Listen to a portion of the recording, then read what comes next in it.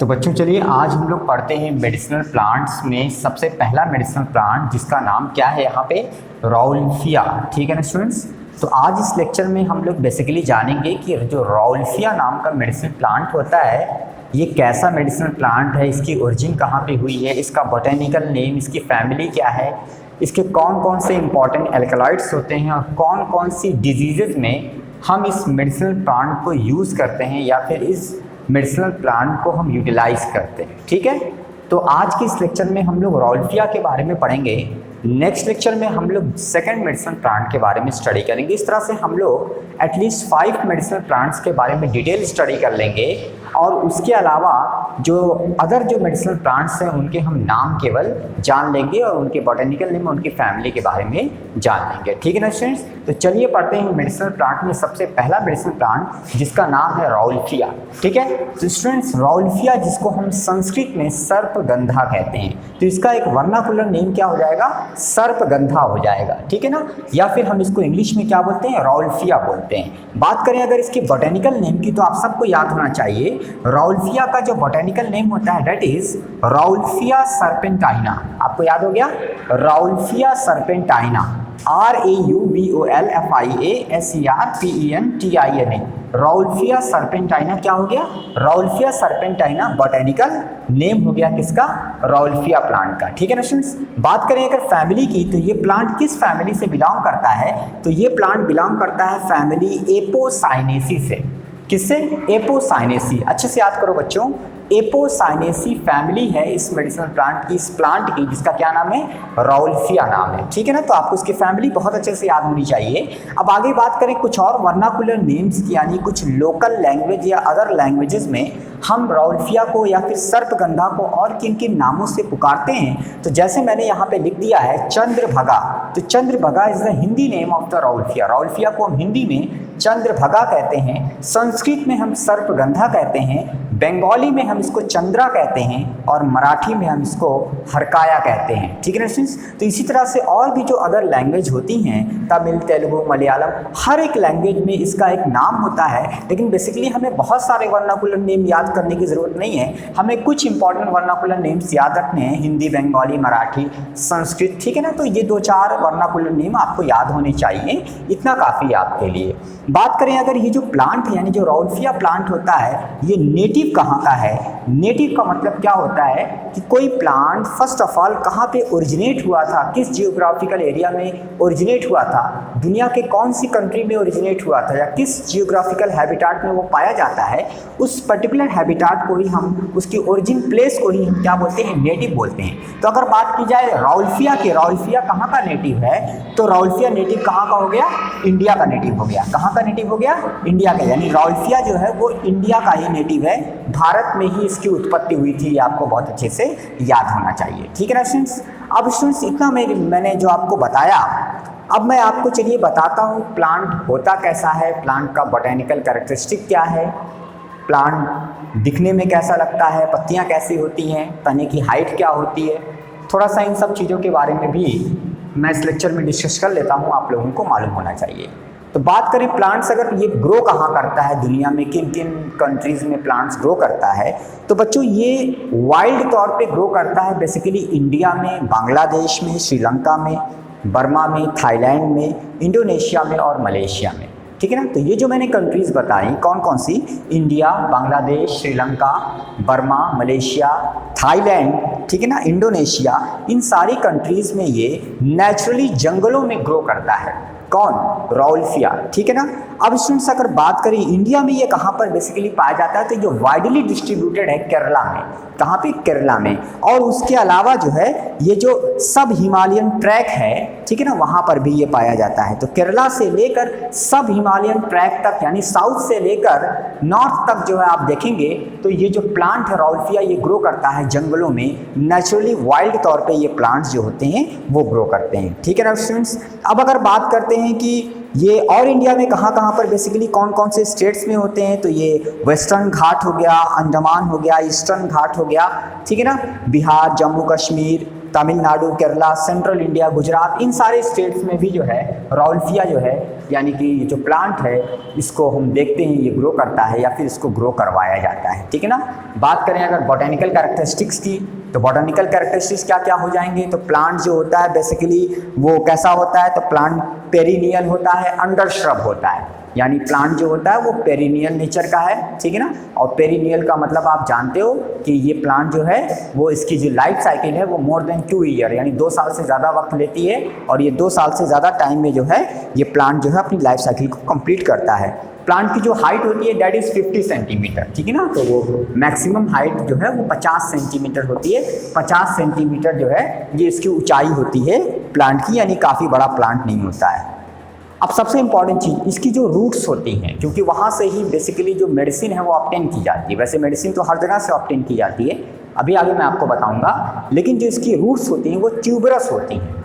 Tuberous roots होती हैं यानी फूली हुई रूट्स होती हैं, और ये जो ट्यूबरस रूट्स होती हैं ये रिंकल्ड अपीयरेंस शो करती हैं, यानी ऐसा लगता है जैसे ये जो है इसमें झुर्रियाँ पड़ी हुई हैं, इस तरह की इसकी जड़ पाई जाती है। और ये जो रिंकल्ड रूट्स होती हैं और इसका जो कोर्स सरफेस होता है यही इसका कैरेक्टरिस्टिक है, यानी प्लांट की जो रूट्स होती हैं वो ट्यूबरस, रिंकल्ड और सरफेस कैसा होता है, कोर्स सरफेस होता है, ठीक है ना। इसकी जो छाल होती है, जो रूट का जो बार्क होता है वो ग्रेइश येलो कलर से लेकर ब्राउन कलर तक का होता है, ये भी आपको याद रखना होगा। इसके जो फ्लावर होते हैं वो वाइट होते हैं या फिर पिंक कलर के फ्लावर होते हैं। तो फिर सफ़ेद रंग का या फिर जो है पिंक कलर के जो फ्लावर्स होते हैं वो अरेंज होते हैं, और फ्रूट इसका जो है वो पर्पल ब्लैक कलर का होता है, यानी पर्पल से लेकर ब्लैक कलर का एक फूल उसका जो फ्लावर होता है वो सिंगली जो है वो डेवलप होता है, ठीक है ना। तो ये सब तो खैर इसके बॉटेनिकल कैरेक्टरिस्टिक्स हो गए, जो मैं आगे चलकर आपको पीडीएफ मैंने जो प्रोवाइड करूंगा उस पीडीएफ में ये सारी बातें लिखी होंगी, आप उसको लिख भी लेंगे और थोड़ा कोशिश करेंगे उसको याद भी कर लें। लेकिन बेसिकली क्योंकि हम लोग मेडिसिनल प्लांट के परसेप्शन में अभी इसको पढ़ रहे हैं, तो हम लोग अब देखेंगे कि इसकी क्या क्या मेडिसिनल प्रॉपर्टीज़, कौन कौन सी ऐसी ड्रग्स होती हैं जो इनसे बनाई जाएंगी, और कौन कौन सी डिजीज़ में हम राउल्फिया को यूज़ करेंगे। तो अगर बात करें एल्कलाइड्स की स्टूडेंट्स, तो देखिए यहाँ पर बहुत सारे मैंने एल्कलाइड्स लिखे हुए हैं, बहुत सारे एल्कलाइड्स पाए जाते हैं, पर सबसे मोस्ट इंपॉर्टेंट एल्कलाइड जो सबसे ज़्यादा अमाउंट में होता है दैट इज रिसर्पिन, RESERPINE। तो रिसर्पिन जो है ये सबसे इंपॉर्टेंट एल्कलाइड्स है, और उसके अलावा सरपेंटीन, सरपेंटिनिन, रिसर्पिनिन, राउल्फिन, अजमैलिन, इस तरह के बहुत सारे एल्कलाइड्स और भी होते हैं जो कि राउल्फिया के अंदर पाए जाते हैं, ठीक है ना। तो बेसिकली ये जो एल्कलाइड्स होते हैं ये टोटल एल्कलाइड जो है वो बेसिकली रूट में सबसे ज़्यादा एल्कलाइड्स पाए जाते हैं। इनकी जड़ों में 1.7 से लेकर 3% तक एल्कलाइड्स होते हैं, और जो बार्क होती है, जो रूट की जो बार्क होती है उसमें ही बेसिकली जो है सारे एल्कलाइड्स होते हैं। मैक्सिमम जो एल्कलाइड्स होते हैं वो रूट की बार्क में होते हैं। अप्रॉक्सीमेट 90% एल्कलाइड कंटेंट जो होता है वो रूट की बार्क में होता है, और साथ साथ जो इसकी लीव्स होती हैं, स्टेम होता है, सीड होता है, यानी जो इसकी पत्तियां होती हैं, तने होते हैं और बीज होते हैं, उनमें भी ये सारे एल्कलाइड्स पाए जाते हैं, लेकिन कम अमाउंट में पाए जाते हैं, ठीक है ना बच्चों। तो आपको याद रखना होगा, मैंने लास्ट लेक्चर में ही आपको बताया था कि एल्कलाइड्स जो होते हैं यही बेसिकली मेडिसिनल प्रॉपर्टीज़ को कंटेन करते हैं। ये सल्फर को कंसिस्ट करने वाले हाइड्रोकार्बन्स होते हैं जो बेसिकली एंजियोस्पर्म प्लांट्स में पाए जाते हैं नेचुरली, ठीक है ना। इन एल्कलाइड्स की वजह से ही इन प्लांट्स में मेडिसिनल प्रॉपर्टीज़ आती है, या फिर जो ड्रग्स होती है वो बेसिकली इन एल्कलाइड्स या इन केमिकल्स, इन कंपाउंड के ही थ्रू जो है ड्रग्स की फॉर्म में हम उसको यूज़ करते हैं, ठीक है ना। इसके अलावा जो अदर जो कंटेंट्स होते हैं, अदर जो कंपाउंड्स होते हैं, जैसे ग्लूकोसाइड्स हो गया, गम हो गया, रेजिन हो गया, ठीक है ना, ये सारी चीज़ें, ऑयल हो गया, ये सारी चीज़ें भी अलग अलग प्लांट्स में मेडिसिनल प्रॉपर्टी या फिर मेडिसिनल प्रॉपर्टी को कॉज करती है। तो हमारे राउल्फिया के केस में जो एल्कलाइड्स होते हैं बेसिकली वो ये सारे होते हैं, और इन्हीं की वजह से राउल्फिया प्लांट जो है वो as a medicinal plant use होता है। और जो ड्रग होती है जिसको हम क्या बोलते हैं, राउल्फिया कहते हैं। तो जो बेसिकली जो ड्रग है वो मेडिसिनल प्लांट के नाम पे ही रखी गई राउल्फिया, वो ड्रग जो है वो रूट से ऑब्टेन की जाती है। राउल्फिया यानी सर्पगंधा की जो जड़ें होती हैं उन जड़ों से ही दवा बनाई जाती है, और दवा का नाम आप जैसा कि वहाँ देख रहे हैं राउल्फिया लिखा हुआ है, और ये जो दवा है ये इस प्लांट की जड़ से यानी इसकी रूट से जो है वो तैयार की जाती है। ठीक है ना स्टूडेंट्स।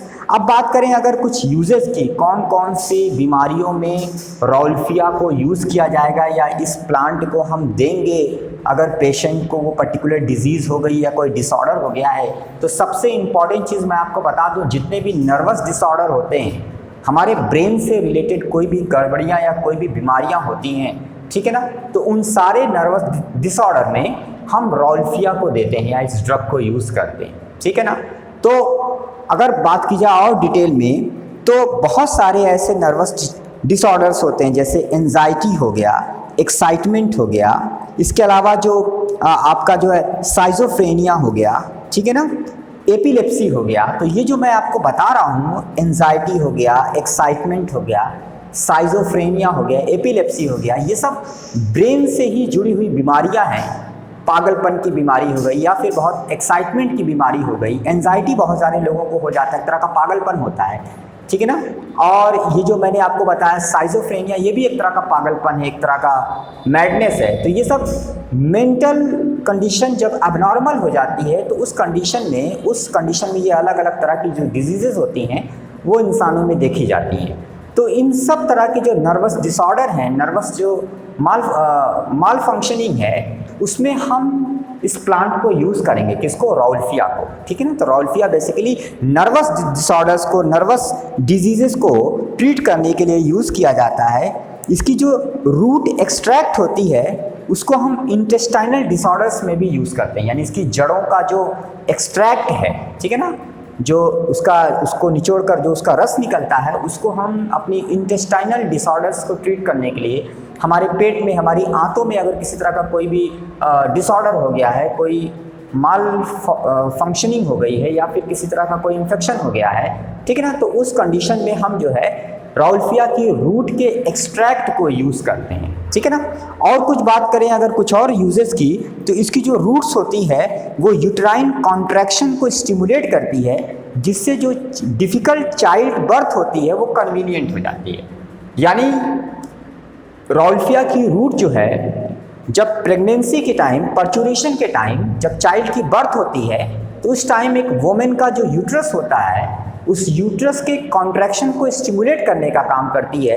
और जब यूट्रस स्टिमुलेट होगा तो ईजिली चाइल्ड बर्थ हो जाएगी और जो बच्चा होगा उसकी जो बर्थ है वो आसानी से हो जाएगी, ठीक है ना। तो इस काम को करने के लिए, यानी एक फीमेल की यूट्रस को स्टिमुलेट करने का काम जो है, उसको करवाने के लिए भी हम जो है इसकी रूट्स को यूज़ करते हैं। इसकी रूट्स को दिया जाता है, राउल्फिया की रूट्स को दिया जाता है। ऐसा बिलीव किया जाता है कि ये जो है यूट्राइन कॉन्ट्रैक्शन को स्टिमुलेट करती है और ये डिफ़िकल्ट चाइल्ड बर्थ में यूज़ होती है। इसकी जो लीफ एक्सट्रैक्ट है राउल्फिया की, उसको हम कॉर्निया की ओपेसिटी को क्योर करने के लिए यूज़ करते हैं।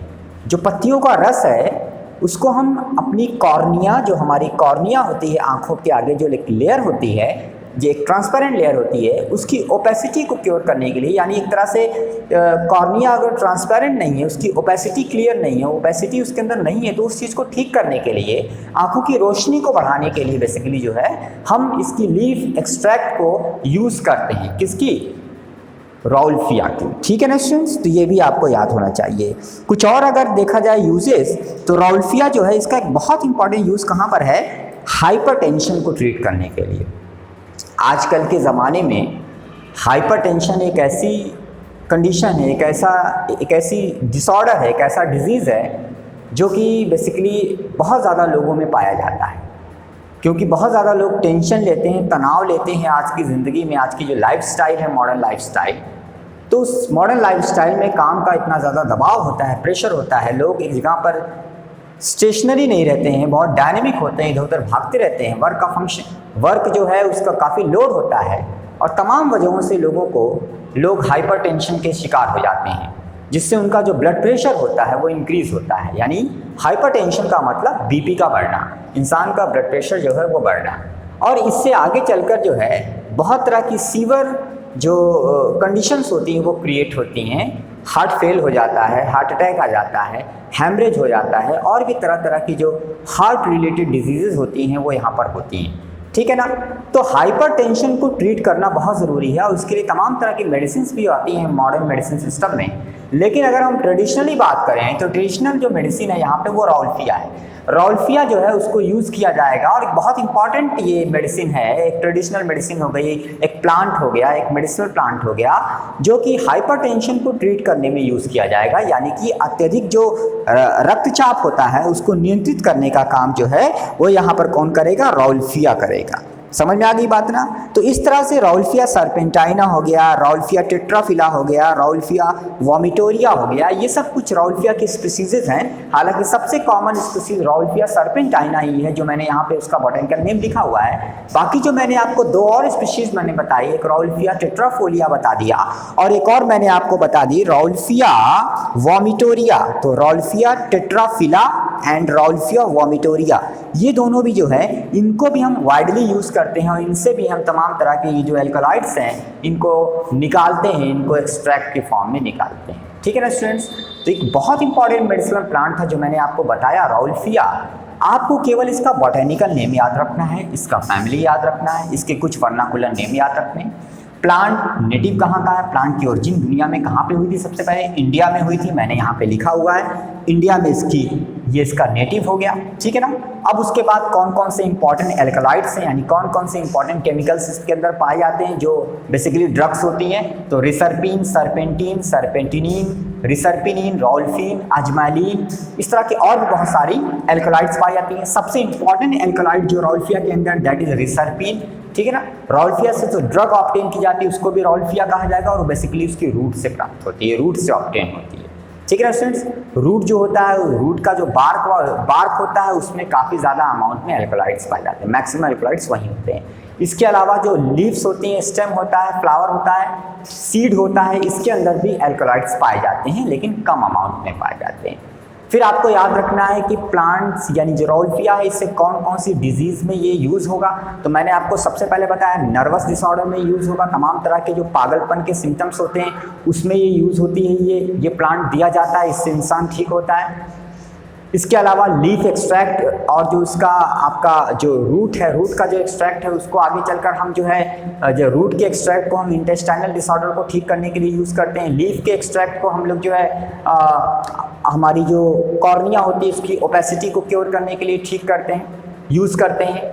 और लास्ट में मैंने आपको ये बताया कि जो यूट्राइन कॉन्ट्रैक्शन है उसको करने के लिए भी हम रॉल्फिया को देते हैं। यूट्राइन कॉन्ट्रैक्शन को स्टिमुलेट करने का काम करता है ताकि चाइल्ड बर्थ जो डिफ़िकल्ट है उसको ईजिली तरीके से हम करवा सकें। और लास्ट में मैंने एक बहुत इंपॉर्टेंट चीज़ बताया कि रॉल्फिया जो है वो हाइपरटेंशन को ट्रीट करने के लिए यूज़ होता है ये प्लांट। यानी हाई ब्लड प्रेशर अगर किसी को है तो उसको अगर सर्पगंधा दिया जाए तो उसका जो ब्लड प्रेशर है वो क्या हो जाएगा? नॉर्मल हो जाएगा, डाउन हो जाएगा।